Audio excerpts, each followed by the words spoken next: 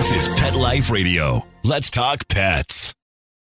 Is your pet stressed out? Does your pet need annual vaccines? Which pet is best for a child? Would you know if your dog was in pain? Pet Life Radio presents The Pet Doctor, where you'll learn everything about keeping your pet healthy and happy. From pet care, pet meds and grooming, to pet food, pet insurance and dental care, this is the place to find out everything there is to know about pet wellness. Whether you have a dog, cat, reptile, or rabbit, you'll find answers for your pets straight from the vets, because it's your pet. Health matters. Please welcome your Pet Doctor host, veterinary media consultant and veterinarian, Dr. Bernadine Cruz.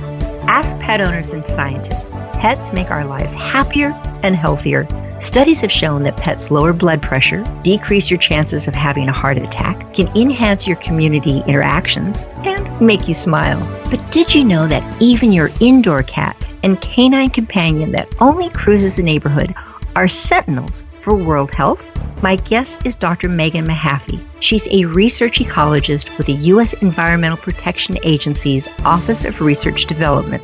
We'll discuss how you can become a citizen scientist and help safeguard the health of pets, people, the ecosystem, our economy, and the planet. We'll be right back after this short break.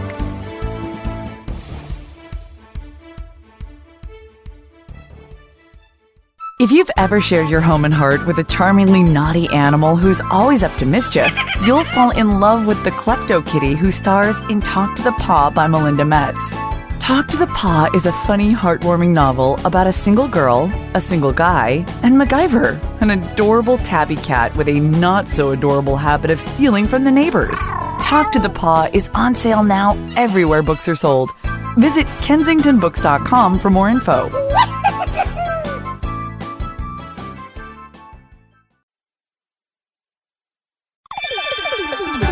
Let's Talk Pets on PetLifeRadio.com. Welcome back to the Pet Doctor on Pet Life Radio. The doctor is in, and we'll see you now. Dr. Mehaffey, this is just an absolute pleasure, and I'm really impressed that the EPA is interested in what little dogs and cats are doing. Well, thank you for having me, Bernadine. It's just a real pleasure that you were interested in our survey and are having me on your show. Well, I think a lot of people, typically when they tune in, they're hearing me talk to a veterinarian, a behaviorist, somebody who seems to be more in the animal veterinary realm. Tell us a little bit about you. Sure. So I grew up in a pretty small town, about 1,000 people. So it was a lot of nature, a lot of agriculture, and I grew up surrounded by pets. I had dogs and cats, horses, chickens, and at one point I was even working with my family to raise catfish. So I'm very familiar with animals, but I guess my background was more focused on the agricultural side of things. And when I graduated from high school, I went on to Murray State, where I took my horse Freckles with me and started looking into agricultural sciences as a study. And then I carried that on through my master's degree. And then finally, with my PhD, I decided I wanted to combine my agricultural background with my interest in protecting the environment. And so I started looking at ways to research how the environment and other agricultural interactions affect things like water quality, soil quality, and air quality. After I finished my PhD, I took a postdoctoral position with EPA, and then later that transitioned into a permanent position at EPA, where I've been working for the past 20 years looking at relationships between the environment and how that influences the water we drink and the air we breathe and the food that we grow.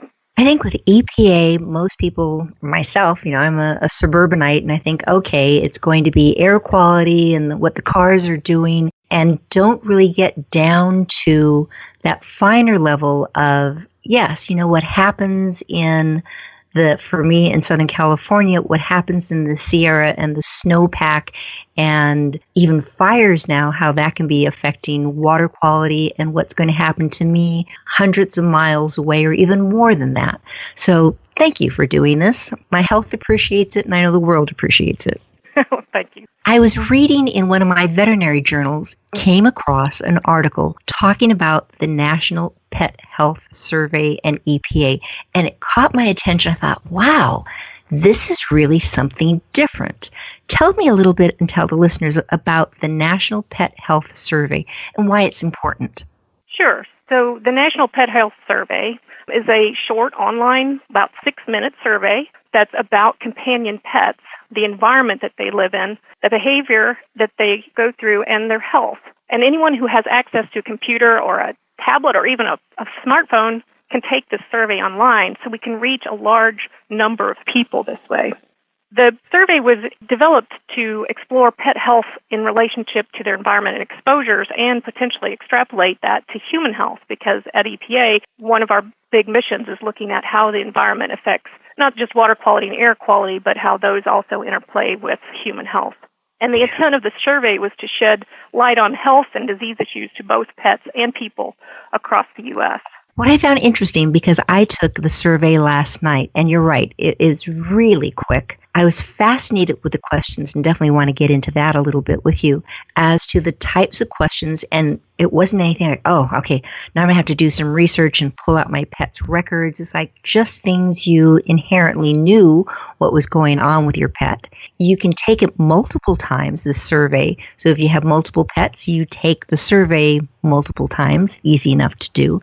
But why is it just cats and dogs are the focus of this survey right now? Why not your pet bird or your horse that you took to school with you? So we started with dogs and cats because they make up over half of the total household pets in the U.S., and we figured we could reach a large audience that could provide us feedback on the health of their companions that share the environment with them. The other thing is that dogs and cats, we tend to incorporate more into our environment in the sense that they eat and drink and sleep in the same houses as we do, and they experience the same yards and explore the natural areas and the parks that we go to because we'll often take them with us. And then because of their interactions with us, we expect that they might be seeing some of the same kind of exposures, whether it's from the water or from the dust that they take in when they dig in the yard. This was really fascinating because it seemed like what you were looking for, how is that going to affect my health? But go on. Yeah, so the idea is that the pets that we live with have a shorter lifespan and they're smaller size in general. Obviously, there are some larger dogs. But their response time for health impacts and diseases in pets is often shorter than what we might be seeing in humans, and they might offer a faster insight into health trends that we would have to wait a longer period of time potentially to see in humans. The other thing is that we might use them, as you commented, as sentinel type, where you might be seeing exposures, say, from the forest fires that we've been seeing in the West, where you start seeing respiratory illnesses in your pets. And this might help to alert doctors in that area to look for similar types of illnesses in vulnerable populations, such as the elderly or children. What was work that was your catalyst for getting into this? Because there are so many different areas that EPA could be focused on. And with some of the budgetary restraints that have been placed on EPA, it seems like this has to be fairly high in your list, your priorities to say, yes, we are going to focus on this survey. You know, we're being cut other places, but this was important. What made you feel that this was important to look into? So we thought this was one, the nice part about this type of a survey is that it's not all that cost intensive, and it has a fairly low burden as far as input from the people that are doing the survey itself. And for us, the catalyst that we were seeing was that there was quite a bit of research in the One Health area, which is basically this concept that humans and animals share an environment, and our safety and our health are interrelated with the animals that we share that space with. And we involve the pets. So, for example, we influence our pets by the care that we give them in the places we go and the homes that we live in, and they influence us by the comfort that they provide and where they get and the work that they do, and unfortunately, sometimes in the diseases that we share. And one of the things that we're often looking for as scientists is data that we can use to actually explore the relationships between the environment and health. Unfortunately, it sometimes is difficult to get health data to make those kinds of linkages. And so this was a way that we could collect a lot of data, involve the public in the citizen science project, and do it at a fairly low cost and low burden. It was fascinating because it was a few months ago, I interviewed a scientist, a veterinarian. She is working in Arizona, and we were talking about valley fever and how valley fever, this fungal disease, affects dogs and cats. And then it was about a week or two later, I was listening to an NPR program, and they were talking about valley fever and how it's really ramped up a lot, and we're seeing it in people going, yes, there is definitely this interplay between people health and animal health. When you were talking about the One Health initiative, you are not just EPA working alone. Who are you working in conjunction with for this survey? So that's a good question, because obviously my background is not in veterinary medicine. It's in ecology. But you know a lot, I am sure. Yeah. So I grew up with pets, so I'm very familiar with pets and interactions and the diseases that they come in contact with, either through the mosquitoes or ticks and things like that. But we did want to bring in people who were across different fields. And one of the other concepts of the One Health is to try and bridge some of those gaps between the different fields of study. So we reached out to people both internally and externally that were epidemiologists, that were toxicologists, and obviously veterinarians. We, in particular, reached out to Dr. Cheryl Stroud, who heard about our effort and became very interested in it, and she's the director of the One Health Commission. And the One Health Commission has been helping with developing the survey as well as hosting the survey on their site. And then they will also be hosting some of the feedback loop information like fact sheets and results from some of the data that we've been collecting. You're talking about this survey, and I think it might be fascinating for the listeners to know what are some of the questions that you're asking. Because, again, going to the survey myself, going, how is that going to help them? How is that going to do any difference? So, yes, you want to know, is it a cat or a dog? But zip code, okay? So that gives you an idea of where conditions these people are answering. But why do you want to know about things like whether or not you put flea control on your pets? Yeah, so the questions that are on there are common illnesses. That's the kind of the first cut that we did of both humans and pets that you might see in both, like cancers, diabetes, asthma, and tick-borne illnesses. Part of the questions that we're including, like preventative treatment as well as things like demographics, are to kind of look at maybe confounding variables about where age might be an influence or the type of preventative treatment that you might be using, or they might also be exacerbating influences for diseases that you might be seeing when you're including pesticides on the dogs as well as pesticides in your home and outside your house. And something like being neutered or not? Again, that's like a variable that we need to know about, the health of the animal, and potentially a confounding variable if it's affecting hormones within the pet, and that might be affecting the response with those pets.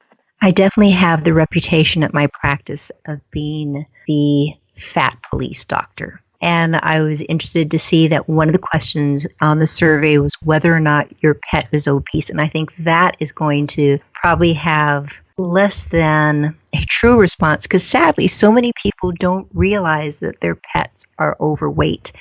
And I have a feeling they don't realize that probably they are overweight. So it's kind of the new normal, that fuller size of the American population and pet population. So hopefully that gets some of the answers across that, yes, we are a society that is expanding. Yes. So, and obviously with a survey of this type, we can't really control for some of that stuff. We're trying to get a large volume to actually get at some of the trends and maybe use a screening of where we might see some of that. We do ask that they put in a particular weight for their pet and potentially the type of breed, so we can maybe look at some of that in relationship to it. But no, the pet may be overweight and we may not have that actual diagnosis for that. But the idea is that if we can get information, so like on obesity, we might be able to relate that to other things that we've been collecting within the project that I'm closely involved with, which is the EnviroAtlas, where we look at where there's green space available in the area. So things like trees can provide benefits because it can help with getting out and exercising or viewing nature. So if you can find relationships there, we might be able to help look at some of the causes and associations between things like obesity and access to green space. I love the picture that you sent in so people can go to our website and see a photo of you. And I believe that you're in front of your computer, or it's a screen at least, and it shows one of these, looks like an atlas. So I have a feeling this is one of the Environ Atlas that you're talking about. That's really fascinating how it is information that's accessible to just citizens, and we can go on and learn about our environment. Right, yes, and that the image behind me is one of the many. We have probably over 300 different types of variables that we put on our map. People might be familiar with something like Google Earth. So this mapping application operates somewhat like that, except we have compiled the metrics that might be of interest for ecosystem services, which is the concept that we get benefits from nature, like green space, because they not only provide the places for us to go and picnic, but they also provide filtration maybe for pollutants from cars, and they also provide filtration for runoff from your backyard, so it keeps it out of the water. It is absolutely fascinating. So what are some of the other questions that are on this survey that people might not think, why are they asking that? Well, we have questions that are about the age of your house. We have questions that are about the time that you spend outdoors with your pets. There are questions about the whether or not they sleep on furniture, and then we have questions about the types of food and water sources that they have. And these are all places where certain exposures could be influencing the health of the pet, whether by, just going out and exercising or actually being exposed to something, say, like algal bloom issues in water, or where there's giardia in water if they're going to nature park areas where they might be getting exposed because of their intake from a source that's not a controlled drinking water source. Well, it is absolutely fascinating. And again, this is just very short. The link will be on our site so people can go to it. It takes less than 10 minutes to do this. And speaking of a little timeout, we're going to take a short break right now. We'll be right back with Dr. Megan Mehaffey. She is, again, a research ecologist with the U.S. Environmental Protection Agency Office of Research Development. We'll be talking about ways that your pet can help the world. Be right back. Please have a seat in the waiting room. The doctor will be with you shortly, right after these messages.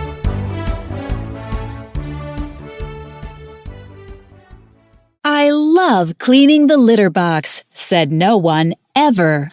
Luckily, there's World's Best Cat Litter, the litter that promises less mess with less litter. Only World's Best Cat Litter uses the concentrated power of corn to quickly trap odors in tight clumps. And quick clumping means you never have to chisel or scrape the box. Less cleanup with less wasted litter? That's a litter bit amazing. Save $2 on World's Best Cat Litter. Visit www.saveonworldsbest.com. Oh, sure. It's all fun and games until someone ends up in a cone. That's right. We're animals. Deal with it. Pet Life Radio. Let's talk pets. Welcome back to the Pet Doctor on Pet Life Radio. The doctor is in, and we'll see you now. Dr. Mehaffey, you've been at this survey now for how long? So it's been about 6 weeks, I think, that we have been collecting data. That went out, I believe, in October of this year. And we have, I would say, close to 2,000 responses so far. Oh, wow. And have you been able to see any types of trends so far? What are some of the early results? So some of the early results that we're seeing, which I think is really interesting, is that we're not just getting responses from urban areas. We're getting responses from both rural and suburban areas. And as a matter of fact, suburban areas make up over half of the responses that we've been getting. But we will get a gradient because we do have urban and rural areas where we're getting responses from pet owners, which is great. We're seeing that people seem to take very good care of their pets. They seem to go in for routine vaccinations pretty much across the board. About 82% of the pets are receiving their routine vaccinations. 92% of the pets so far have gone in for spay or neutering. Only about 13%, since you asked about the overweight part of it, have said that they considered their pets overweight. So we are getting some people that are saying, yes, their pets are actually overweight. And we had probably the most common illness that we're seeing, maybe not surprisingly, is dental illnesses, because people tend to not think about their pets for brushing their teeth. And the health issue that's probably second to that is bone and joint issues, and that particularly relates to the age of the pet, with eye issues being next. Well, if I'm going to put in my 2 cents worth being the veterinarian, number one is you take the survey because you're wanting to fill it out as accurately as you can. How do you know if your pet's overweight? You see the kid every day, and sometimes it's hard to tell because it's just your pet. That's the way it's always looked.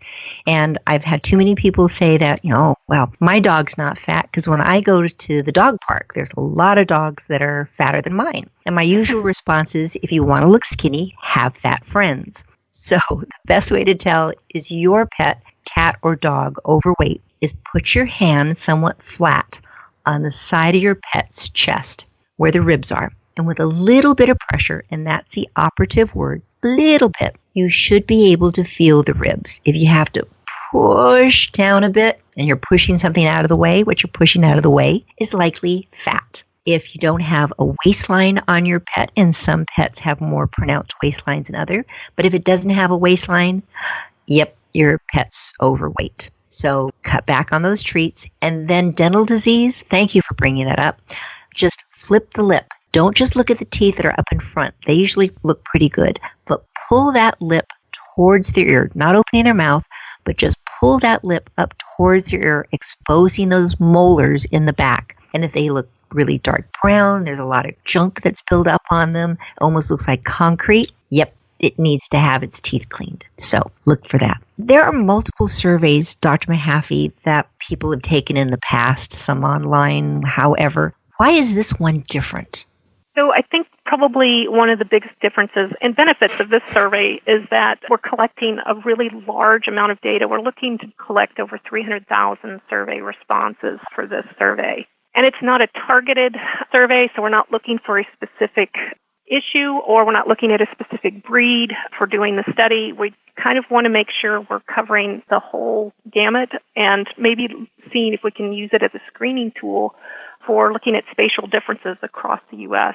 And the second difference is that the scope of the survey includes things that are not just disease-related, but also pet behaviors as well as environmental conditions that the pets are exposed to. And finally, the survey will provide large amounts of information about geographic differences. So a lot of the health data that we've seen has been either at the county or state level.